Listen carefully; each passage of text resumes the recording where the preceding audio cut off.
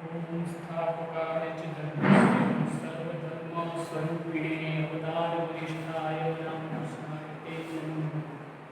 હું Bhavesh Chudasama physics teacher Bharad Vidya Mandir તરફથી આપનું હાર્દિક સ્વાગત કરું છું ધોરણ 11 સાયન્સ. તમે બધા જાણો છો અત્યારે સાયન્સનો ડિજિટલ યુગ છે. સૌપ્રથમ તો બધા વિદ્યાર્થી મિત્રોને હું અભિનંદન આપું છું કે તમે લોકોએ સાયન્સ સ્ટ્રીમ સિલેક્ટ કરી. શું છે સાયન્સની વિશેષતા? તેના જવાબમાં કહી શકીએ શું નથી સાયન્સની વિશેષતા. અત્યારના આધુનિક યુગમાં સાયન્સની અંદર વિશાળ ક્ષેત્રીય તકો રહેલા છે. જેમ જેમ તમે આગળ વધશો તેમ ખબર પડશે સાયન્સની અંદર બીએસસી થી માંડીને એમબીબીએસ સુધીના સિલેબસ ઉપલબ્ધ છે. બધા પોતપોતાની જગ્યાએ યુનિક છે. એવું નથી કે એક કોર્સ સારો છે એક કોર્સ નબળો છે. તમારા ચોઈસ ઉપર આધાર છે. બીજી સ્ટ્રીમની બદલે સાયન્સની અંદર વિશાળ તકો રહેલી છે, તમે જાણો છો. એટલા માટે અત્યારના આ યુગમાં સાયન્સ પસંદ કરવા બદલ હું તમને હાર્દિક અભિનંદન આપું છું. હું તમારું ફિઝિક્સ લઉં છું વરાળ વિદ્યાલય. તો વિદ્યાર્થી મિત્રો, આપણે ફિઝિક્સની શરૂઆત કરશું થોડા બેઝિક કોન્સેપ્ટથી. સૌપ્રથમ તો ફિઝિક્સ એટલે કે ભૌતિક વિજ્ઞાન. તમે જાણો છો ભૌતિક વિજ્ઞાન શું છે? ભૌતિક વિજ્ઞાન એ બહારની દુનિયાનું વિજ્ઞાન છે. જેટલી પણ તમે સુખ સમૃદ્ધિ અત્યારે દુનિયામાં જોઈ રહ્યા છો એ બધી જ ડ્યુ ટુ ફિઝિક્સ. સવારના પોરમાં તમે ઉઠો ત્યારથી ફિઝિક્સનો યુઝ ચાલુ કરો છો. એક એક વસ્તુમાં ઘરે એક એક ઇન્સ્ટ્રુમેન્ટ તમે જુઓ, ફ્રીજ, ટીવી, વોશિંગ મશીન, એસી, બધામાં ફિઝિક્સ છે. પંખા ચાલુ કરો તો એમાં પણ ફિઝિક્સ છે. વિદ્યુતની શોધ જ ફિઝિક્સે કરી છે. વિચાર કરો, જો ફિઝિક્સ ન હોત તો અત્યારે આપણે ગાડામાં જીવતા હોત. એક એક મશીનરી જુઓ, ટ્રાન્સપોર્ટેશનની સુવિધા લઈ લો, પ્લેન લઈ લો, ફાઇટર પ્લેન લઈ લો, યુદ્ધવાહક જહાજો લઈ લો, સ્ટીમર લઈ લો, બધાની અંદર ફિઝિક્સનો ઉપયોગ છે. તો સ્વાભાવિક જ છે ફિઝિક્સનું મહત્વ આપણી લાઈફમાં ઘણું ઘણું છે. જેમ જેમ તમે આગળ વધશો એમ ફિઝિક્સનું મહત્વ તમને સમજાશે. બહારની દુનિયામાં પહેલાના જમાનામાં માણસો પાસે કશું નહોતું ત્યારે વિચાર કરતા કે આ બહારની અદ્ભુત દુનિયા છે અને અંદર શું છે. તમે જાણો છો ન્યૂટને સફરજન પડ્યું એના ઉપરથી ગુરુત્વાકર્ષણની શોધ કરી, તો એ ફિઝિક્સ હતી. બ્રહ્માંડનું આખું રહસ્ય, બ્રહ્માંડ શું છે, તારા વિશ્વ શું છે, તમે બધા 10માં ભણી ગયા છો. તો દરેક વસ્તુની અંદર ફિઝિક્સ છે. ફિઝિક્સનું મહત્વ તમારા જીવનમાં અને મારા જીવનમાં ઘણું છે. બરાબર છે? તો આવો આપણે ફિઝિક્સનો થોડોક ઇન્ટ્રોડક્શન 11 સાયન્સમાં થોડો પરિચય લઈએ. બરાબર? પહેલો જ ક્વેશ્ચન લઈએ. ભૌતિક વિજ્ઞાન એટલે શું? ધોરણ 11 સાયન્સની અંદર બેઝિક કોન્સેપ્ટ હું લઈ રહ્યો છું. What is physics? ભૌતિક વિજ્ઞાન શું છે? તો એનો આન્સર છે ભૌતિક વિજ્ઞાન બહારની દુનિયાનું વિજ્ઞાન છે. પણ એનો મતલબ તમે આગળ ભણશો એમ ખાલી બહારની દુનિયાનું નહીં. ફિઝિક્સ છે સૂક્ષ્મમાં સૂક્ષ્મ વસ્તુમાં પણ જાય છે. પદાર્થોની અંદર અણુ, પરમાણુ, ઇલેક્ટ્રોન, પ્રોટોન, ન્યુટ્રોન, એ બધી જ બાબતો આવશે. તો ફિઝિક્સ એટલે બહારની દુનિયાનું વિજ્ઞાન છે. બરાબર છે? હું તમને એક સિમ્પલ વસ્તુ કરું, યાદ રાખજો. તમને એક સિમ્પલ વાત કહીશ, જો કે મારી બનાવી કાઢેલી છે એટલે તમે પરફેક્ટ માની ના લેતા. તમે જાણો છો ભગવાન શ્રી કૃષ્ણે ભગવદ્ ગીતામાં અર્જુનને ઉપદેશ આપે છે. બધી જ રહસ્યો સમજાવે છે ભગવાને. એમાં એક વખતે બોલે છે કે ભાઈ વૃક્ષોમાં હું પીપળો છું, વેદોમાં હું યજુર્વેદ છું. સ્ટેપ બાય સ્ટેપ એક અને સંજય છે ધૃતરાષ્ટ્રને લાઈવ સંભળાવતા હોય છે. એકવાર સંજય છે એમને ભગવદ્ ગીતા ચાલતી હતી ત્યારે થોડું ચા પીવાની ઈચ્છા થઈ, નીકળી ગયા. એ દરમિયાનમાં ભગવાને કહી દીધું કે ફિઝિક્સોમાં વિષયોમાં હું ફિઝિક્સ છું. એટલું ગહન છે ફિઝિક્સ. તમે વિચારો એનું કાર્યક્ષેત્ર ક્યાં સુધી છે?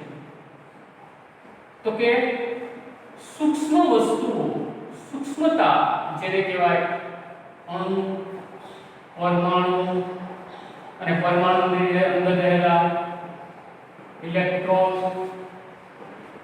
પ્રોટોન, ન્યુટ્રોન એટસેટ્રા અતિશય સૂક્ષ્મ કણોનું તો જ્ઞાન છે, સાથે સાથે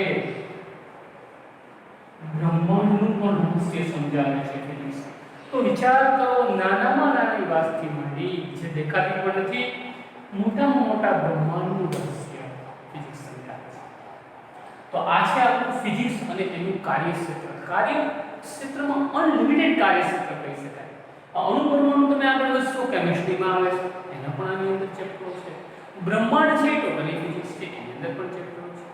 અને મિત્રો તમને જૂનાગઢમાં એક વાત કહી દઉં, આ બ્રહ્માંડ શબ્દનો પહેલા ઉપયોગ કરનાર આપણા જૂનાગઢના જ હતા નરસિંહ મહેતા. સાંભળ્યું હશે નામ, મહાન ભક્ત હતા. એને એક ભજન રચ્યું હતું, અખિલ બ્રહ્માંડમાં એક તું શ્રી હરિ, જુજવાનું અનંત પાસે એટસેટ્રા. આખું મને નથી આવડતું. તો એણે સૌપ્રથમ બ્રહ્માંડનો ઉપયોગ કર્યો શબ્દ. મતલબ બ્રહ્માંડનું આખું કાર્યક્ષેત્ર અતિશય વિશાળ છે. તો આવી બધી બાબતોનો આપણે અભ્યાસ કરશું. ઘણો બધો અભ્યાસ હશે. પાણીની અંદર લાગતા બળો, શ્યામતા બળ ને આન તેન ઘણા એનો બધો અભ્યાસ કરશું. બાહ્ય દ્રષ્ટિએ જે પણ વસ્તુ આપણને દેખાય છે એ તમામનો અભ્યાસ કરશું. તો એટલો અતિશય ઇન્ટરેસ્ટિંગ સબ્જેક્ટ છે આપણો ફિઝિક્સ કે બસ પૂછો જ નહીં. એટલી બધી મજા આવશે તમને કે જેનું કોઈ વર્ણન ના થઈ શકે. તો આ હતી આપણી ફિઝિક્સની બે પ્રાઇમરી વાત. પહેલા તો ભૌતિક વિજ્ઞાન શું છે? તો કે બહારની દુનિયાનું વિજ્ઞાન છે. બહારની દુનિયામાં આ જે બધું ચાલે છે એ કઈ રીતે ચાલે છે? ખરી રીતે તો ફિઝિક્સ જોઈએ તો કુદરતને સમજવાનું વિજ્ઞાન છે. ઈશ્વરે જે નિર્માણ કર્યું છે એને સાયન્સ દ્વારા આપણે એની નજીક થઈ છે. તો ભૌતિક વિજ્ઞાનમાં આપણે બહારની દુનિયાનું ટોટલી વસ્તુઓ જોવાની છે. સજીવની અંદર આપણે જવાનું નથી. એક બાયોલોજી વિશે આવી છે. સજીવ નિર્જીવ બધું જીવ વિજ્ઞાનમાં છે. આપણે માત્ર ને માત્ર બહારની દુનિયાનું વિજ્ઞાન ભણવાનું છે, એનો અભ્યાસ કરવાનો છે, એના નિયમો સમજવાના છે, એ નિયમોનો ઉકેલ શું છે, એને કઈ રીતે આપણે આગળ વધારી શકીએ, એમાં શું ચેન્જ કરી શકીએ, એ બધુંની અંદર અભ્યાસ કરવાનો છે. કેટલી મિનિટ? વિદ્યાર્થી મિત્રો, હવે આપણે થોડું બેઝિક કોન્સેપ્ટ શરૂઆત કરી દઈએ, કારણ કે આપણું ફિઝિક્સ છે એ બહુ જ વિશાળ કોર્સ છે. સૌથી મોટા પુસ્તક હોય તો ફિઝિક્સના છે. એટલે આપણે થોડું આપણે શરૂઆત કરીએ, ફૂલ નહીં તો ફૂલની પાકડ. શરૂઆત કરીએ ચેપ્ટર નંબર 2, માપન અને એકમ. તો નામ પ્રમાણે માપન શું, એકમ શું? માપન અત્યારે દુનિયામાં દરેક વસ્તુ મોટા ભાગના વૈજ્ઞાનિક ખ્યાલોને માપવામાં આવે છે. દાખલા તરીકે તમારું વજન 50 કિલો, 60 કિલો, એક માપન થયું. સમય કેટલો થયો? 8 ને 10, 8 ને 20, 8 ને 30 માપન થયું. કેટલા તમે અહીંથી બહાર જાઓ, કોઈને સવારના પગમાં નાસ્તાની ઈચ્છા થાય, તમે પૂછો શું ખાવું છે? તો કે ગાંઠિયા. તો બજારમાં જઈને કહેવાનું મારે ગાંઠિયા જોઈએ 500. એ ગાંડા કરશે. તમારે પાછળ બોલવું પડે 500 ગ્રામ, તો એક માપન થયું. તો આ રીતે માપનની જીવનમાં અગત્યતા છે. અને એ શેમાં મપાય એને એના એકમો કહેશું. આપણે બધું જ લેવાનું છે.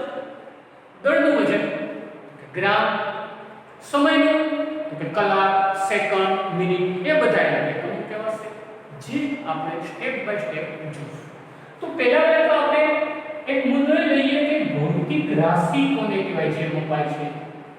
ભૌતિક રાશિ એટલે શું? પહેલો જ ક્વેશ્ચન, ભૌતિક રાશિ એટલે શું? જવાબ છે, આ પ્રશ્નનો જવાબ ક્યાંય નહીં જડે તમને એનો જવાબ હું આપું છું. એવા વૈજ્ઞાનિક વિચારો કે જેને માપી શકાય એને કહેવાય ભૌતિક રાશિ. એવા વૈજ્ઞાનિક વિચારો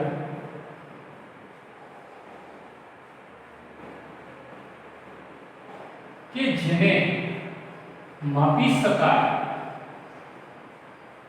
તેને કહેવાય ભૌતિક રાશિ કહે છે। તેને શું કહેવાય? ભૌતિક રાશિ કહેવામાં આવે છે। તમને સવાલ થશે તો પછી બધું માપી ના શકાય ના? હું એમ વિચાર કરું આજે હું બહુ જ આનંદમાં છું। કેટલો આનંદ છે હું માપી શકતો નથી। આજે મેં ટીવી જોયું તો મને ખૂબ મજા આવી। મજા માપી શકાતી નથી। તે વૈજ્ઞાનિક વિચારો નથી। કોણ એમ કહે કે મારે આટલા રીંગણા જોઈએ છે, આટલા બટેટા જોઈએ છે, આટલી જલેબી જોઈએ છે, આટલા રસગુલ્લા જોઈએ છે, તો પાછળ કેટલા માપી શકાય? એને કહેશું આપણે દળ, એ ભૌતિક રાશિ છે। સમય તો ભૌતિક રાશિ છે। વિદ્યુત પ્રવાહ તો ભૌતિક રાશિ છે। લંબાઈ તો ભૌતિક રાશિ છે। આ બધી ભૌતિક રાશિઓ કહેવાય કે જેને માપી શકાય। બરાબર? તો પછી ઈ સેવામાં શું ગાંઠિયા સેકન્ડમાં મળે? શું સમય કિલોગ્રામમાં મપાય? ના મપાય। તો પછી એની પાછળ જે કિલોગ્રામ, ગ્રામ, સેકન્ડ એ બધાના એકમ છે। તો હવે આપણે એ લઈએ કે એકમ એટલે શું? બીજો ક્વેશ્ચન, એકમ એટલે શું?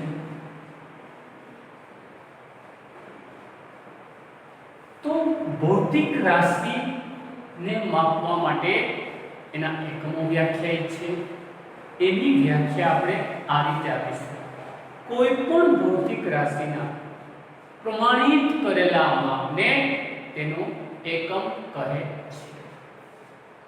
કોઈ પણ ભૌતિક રાશિના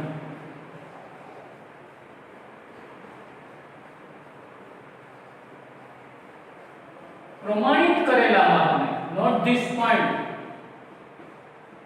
પ્રમાણિત કરેલા માપને, પ્રમાણિતનો મતલબ હું ને તમે કહીએ ચાલે નહીં।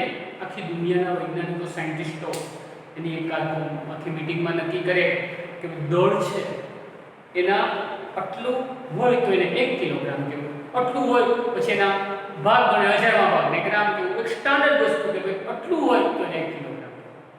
આપણે બધા જાણો છો દેશી જગ્યાએ તમે વસ્તુ લેવા જાઓ એમાં પાણાના અંતે બધું મૂકીને એનું દળનું વજન કરતા હોય છે। તો એવું કરવાનું નથી। બીજું એના પછી એવા તોલા સ્ટાન્ડર્ડ 1 કિલોગ્રામ, 500 ગ્રામ, 2 કિલોગ્રામ તોલા એવા અત્યારે ડિજિટલ યુગ છે। કાંટાવાળા તમે મૂકો કોઈ મશીન હોય એમાં તમને ઉપર બતાવી દે તો એને કહેવાય એનું પ્રમાણિત માપ। એ વસ્તુ માપવા માટે અત્યારે મશીન છે। તો કોઈ પણ ભૌતિક રાશિના પ્રમાણિત કરેલા માપ, પ્રમાણિત એટલે શું? મેં કર્યું, તમે કર્યું નથી એવું નહીં। આખી દુનિયાએ નક્કી કર્યું હોય, સાયન્ટિસ્ટોએ। આવું શા માટે કર્યું હોય? પહેલાના જમાનામાં ઘણા વિચિત્ર રિવાજો હતા।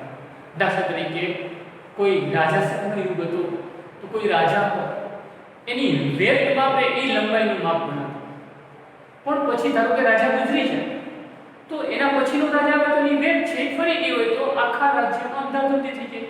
કેટલી માપ લંબાઈનું કેવી રીતે નક્કી કર્યું? એવી રીતે પછી ધીમે ધીમે બધા સાયન્ટિસ્ટોને લાગ્યું કે આપણે કંઈ બધાને સર્વસામાન્ય ઉકેલ લઈ આવો છે। અને તમે જાણો છો કે ઘણા વર્ષો પહેલાં લગભગ ઇંગ્લેન્ડનું ઘણા બધા દેશો ઉપર અધિપત્ય હતું, એટલે એને પછી બધું જ નક્કી કર્યું અને એ આગળ આપણે વધશું। તો કોઈ પણ ભૌતિક રાશિના પ્રમાણિત કરેલા માપને શું કહેવાય? તેનો એકમ કહે છે। બરાબર? તો આજના પ્રાઇમરી સેશનમાં મિત્રો આટલું ઓકે છે। આવતી વખતે આપણે વધુ ડીપમાં લેશું। જય શ્રી કૃષ્ણ।